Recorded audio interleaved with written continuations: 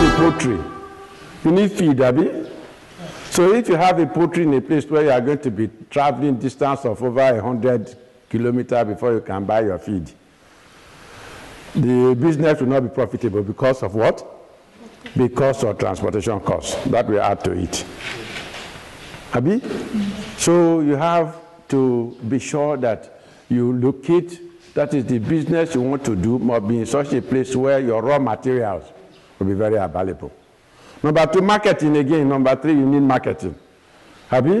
When you finish with your product, it must be in a place where you can easily sell. Abi? And then when you're going to sell now, you look at it now, how do they have so much? There are many people in poultry. If in the place now, a man came in and established a place now where you have 1,000 people who are doing this thing and producing up to 1,000 crates of egg. Can you establish your own there? You must also be thinking about competition. In order to talk about a suitable, you must consider all these conditions. One, what about the people there? So you have to think about the cost of labor, availability of labor, the quantity. Do you really have the number? Can you really acquire people from very close to the place in order to do it? Do you have the people who are the quality of labor? Do you have it? You have to consider all this before you establish. That behavior of the people of the place, you must also take note of that in order to establish. Otherwise, you will establish the business and the business will not succeed.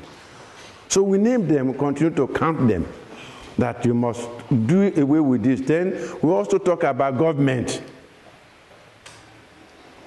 You see, the policies of government also has much to do with establishment of businesses, wherever they are. For example, oil palm. Government will come and say, look at even corn, maize. Government will come and say, well, they ban the importation of oil. People don't know what that means. If they ban importation of maize, for example, let's talk about maize.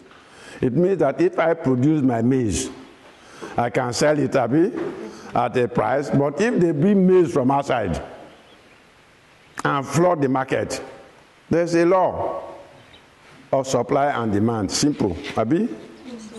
If the market is supersaturated with maize, the demand will become low, and what will happen to the price? It will come down. So you that produce your maize, you won't be able to sell them.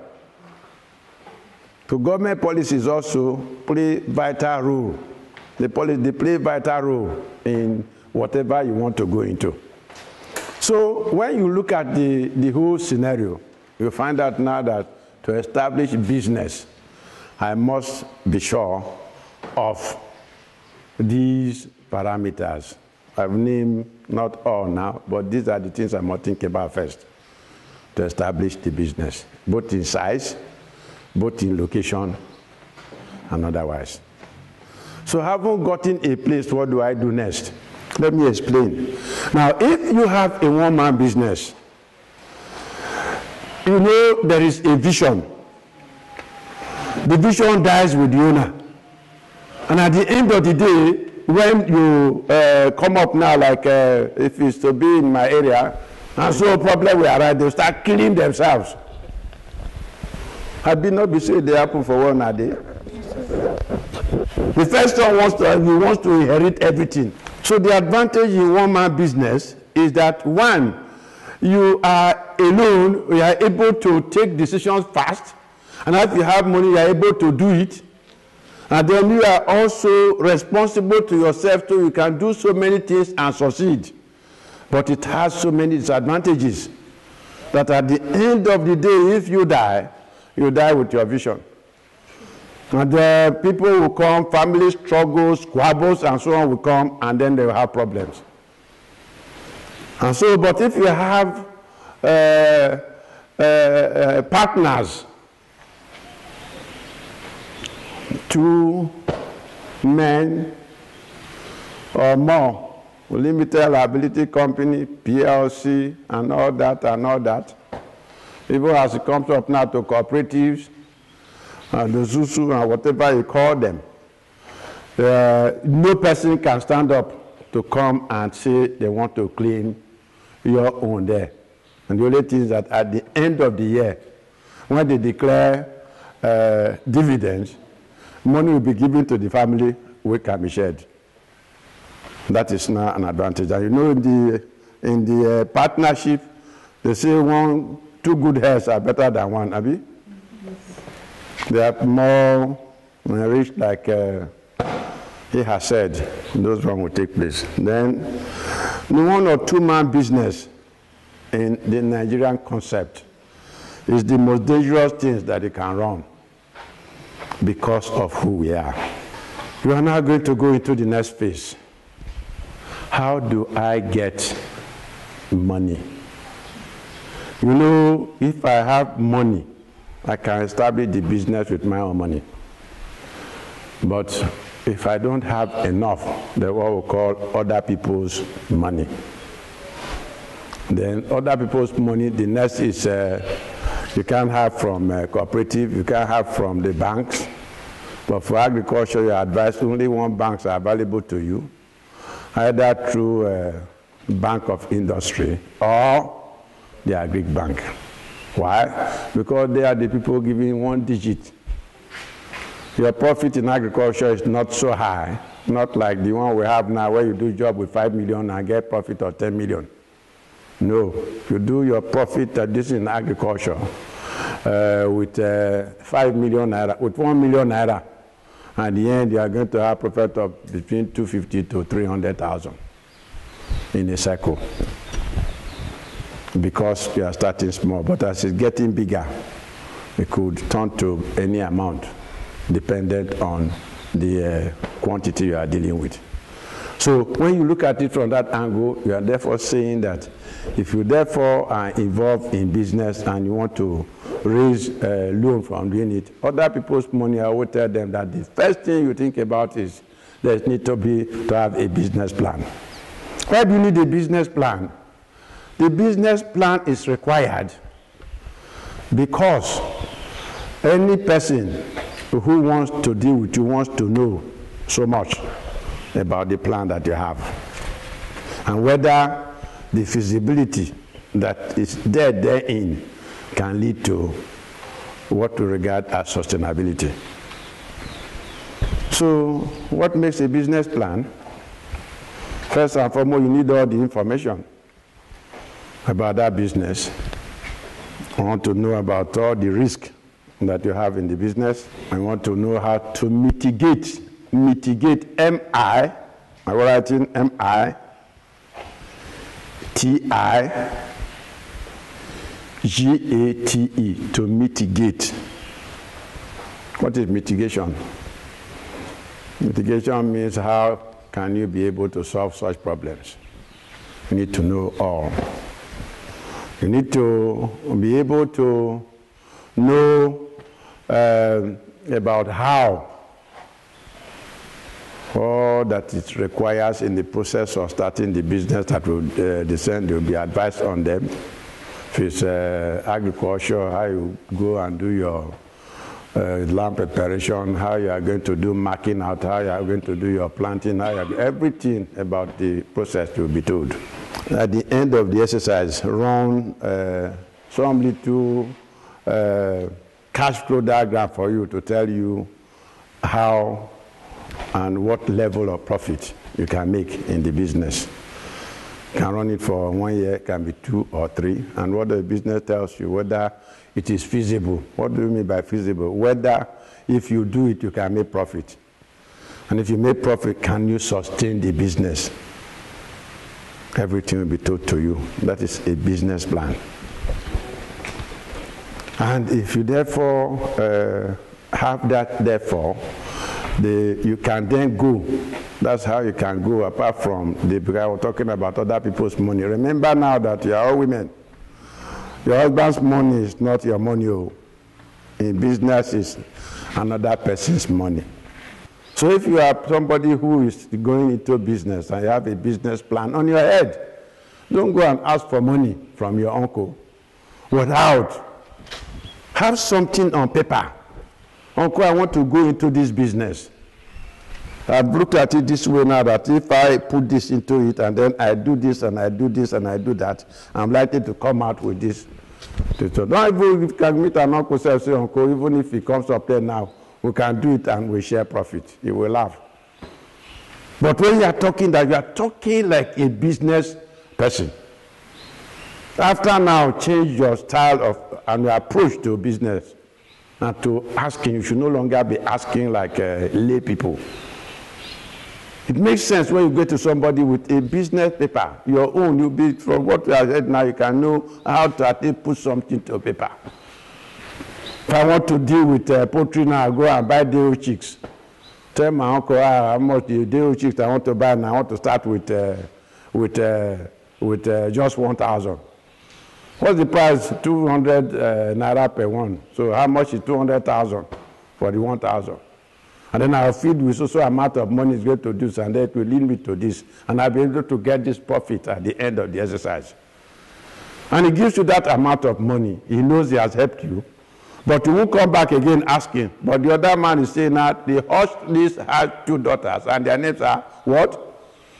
I told you for this money, no. Give me, give me. Proverbs 30:15. So that it will not be like that anymore. Life don't change. You are now moving on to higher ground. So you now want to take money from the bank. Like I said, you can go to the bank and then you can then ask for, and you can then get. The bank will want to know what do you want to use it for.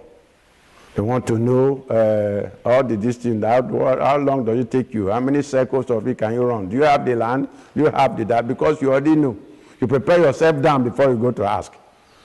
I want to take a loan now. Do you have the land? Have you structured down on it already? These are questions they will ask you. Abi? But if you have a business plan, you've already made an arrangement with maybe your father's house or so you want to do it. By the time you say you have, you're already in the process of getting what you want to get.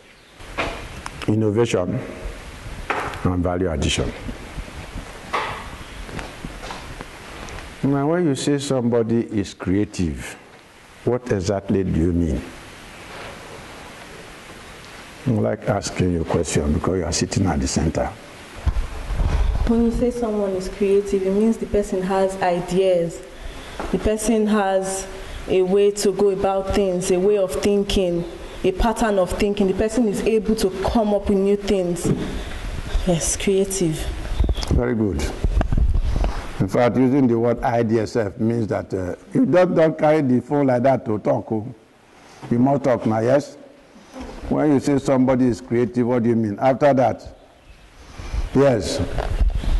When you say somebody is creative, what do you mean?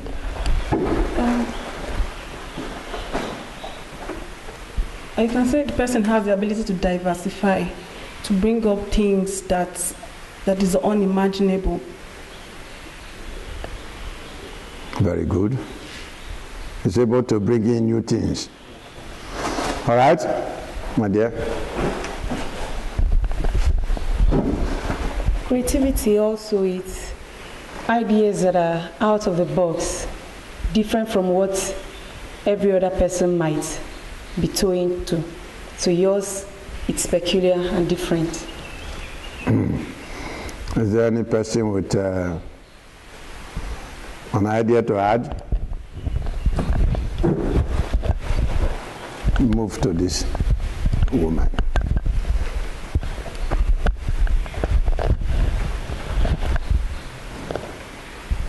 Creativity, in my own understanding, the person that have an idea of things that someone else don't have. How did you people select these wonderful brains? Can you people clap for yourself? Those who have brought them now, because I'm so happy with the response I'm getting from these people. That is, in terms of the brain is working well. I'm yet to find out whether they, in terms of hands-on, whether they'll be able to work. But I'm so satisfied with the answers given. Now, creativity. You look at my shirt, and I look at yours now. Abi? This one, somebody, you know, this used to can be white or true, Abi? Like his own. But somebody decided be more fashionable to put this. And then he placed that. That's what? Creativity. Then somebody thought now about, too many people seated in the place now. What do I do it now? He came in with this design and placed that one down. What has he done? Creativity. What is innovation, therefore? Something new. We call that innovation. So we've had creativity, we've had innovation. How do I relate that into agriculture? I will not yet until I go into the last one, value addition.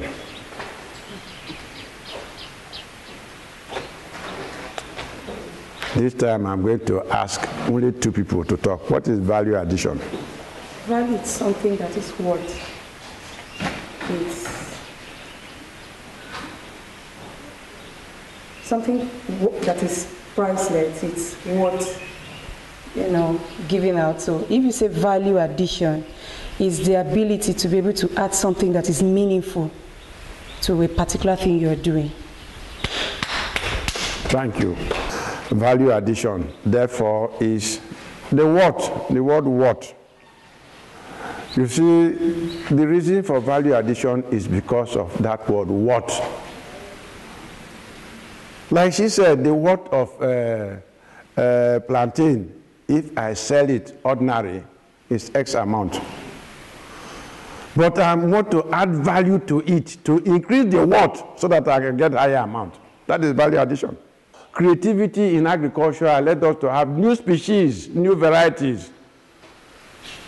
I have a variety that is always full of diseases. Look at tomatoes.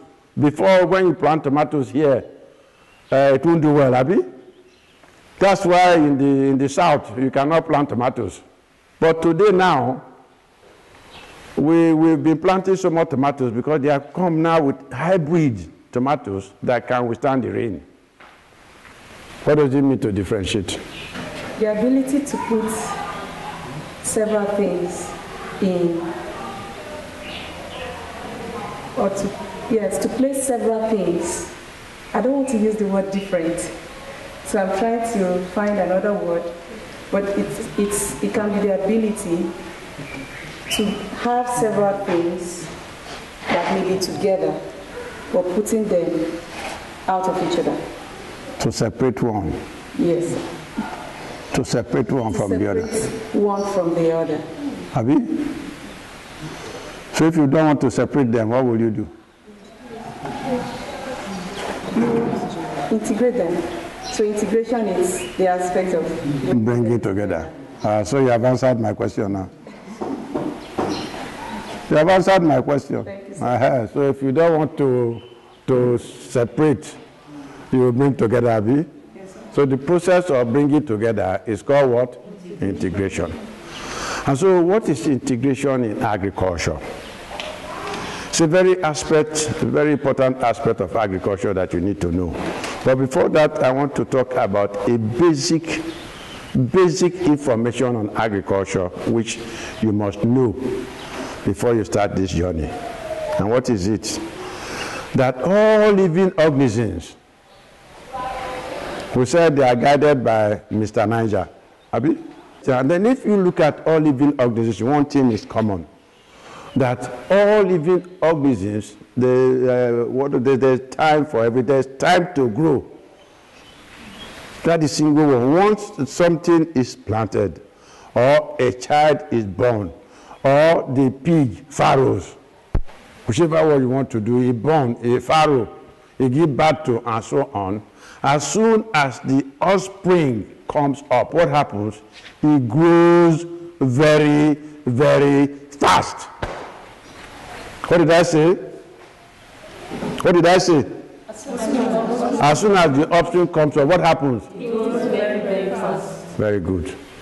And after growing very fast, it gets to a point where it slows down growth, and at a point in time, growth stops. And then it's only deposition of, like in us now, you can see you don't increase in height, but it's only belly go big, ears go big, leg, hand go big, go fat, but you can't grow taller again. And so that means a lot to us in agriculture, that whatever you do in agriculture, take note that before you go into any process, remember that the startment of it must be such that it must be ready to give it all it requires to grow very well. Or otherwise, once it gets stunted, well, no matter what you give to it, it cannot grow well again. You take the broiler, for example. The broiler is 7 weeks. Grows PM can give you 2.5 kg. If you leave it for another 6 weeks to become, when you grow for 1 month additional, it will give you maybe give you 3. If you take it for 1 year, it will be more than 4. So which means that if you grow the broiler to that 7 weeks, when it gives you that 2.5, maximum 8 weeks, can give you 3 kg, what happens? You can now, when you sell it at that level, you make profit from it. Is that not? But when you feed it for another 1 month, it will grow bigger than what it is, so it will be growing small. So the return that you are going to get on your investment is very low. So in agriculture, we say, take note that you must be very serious when you start any of your processes to make sure that you feed very well, and you take care of the animal or the crop very well. Somebody plants maize in a farm. If you plant maize, they say within the first 2 weeks, you must go there, clear and fertilize. And then when it grows, it covers up the weeds. When it grows up later on, you may not have weeds to clear again because already it has covered up. But if you leave it and it grows and the weed covers it, when you clear it again, it can't do well again. Am I speaking right?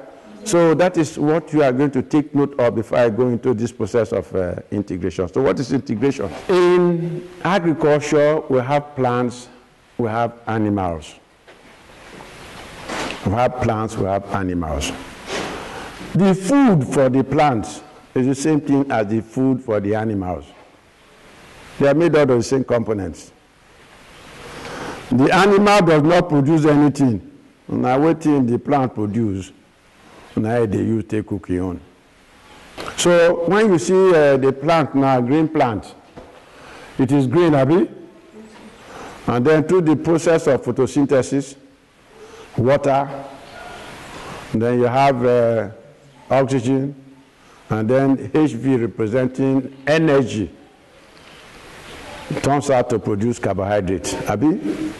And that is what the human being will turn in various ways or the other, producing, the animal will grow, and then it produces protein, produces fat, and so on, and that's what the animals, other animals depend on them. If you come up to it, therefore, the process of integration, now listen, process of integration therefore means that you can have, by creativity, a situation where you can have zero wastage in a farm. Now, how does it come about? Let me take the poultry. What is the waste product from the poultry? Fowl droppings, is that not? Yes. Good. If I take those fowl droppings to the farm, to a pond, and I tie it up, and I put it inside the pond, what happens? It will fertilize the pond. The pond will turn green. And if I have tilapia inside that pond, the tilapia will continue to eat those green planktons, Spirogyra planktons that are in there. And if I put that for a tilapia, it will eat and start reproducing fingerlings. And if I now carry my catfish and put inside that one, it cannot eat the big one, but those small ones And those one now, the tilapia produces so much that it will form food. What am I trying to do? I'm trying to increase the food for the catfish so that I can feed less. So why is it integration? I brought in poultry. I have a poultry farm, so I can bring the what would I consider waste to me in the place. I brought it to the pond now. And through process of integration of the two enterprises, what have I got? A positive response that I can reduce the cost of feeding my fish. I take the poultry droppings again, and then I dig a pit, and then I put it in there, and then I throw dead fowl or anything to it. It will produce maggots. Have you seen maggots before? If you carry those maggots and throw them inside a fish pond, and you throw them all this Oyibo feed inside it, until they finish the maggot, they won't look at the other feed though, because they like it so much. And so, what have I done? I've reduced the cost of feeding the fish. And after I've finished with this pond, or this water that is there now, that is the best fertilizer solution that I can use in producing my tomatoes, my green pepper. I can use in producing the other crop.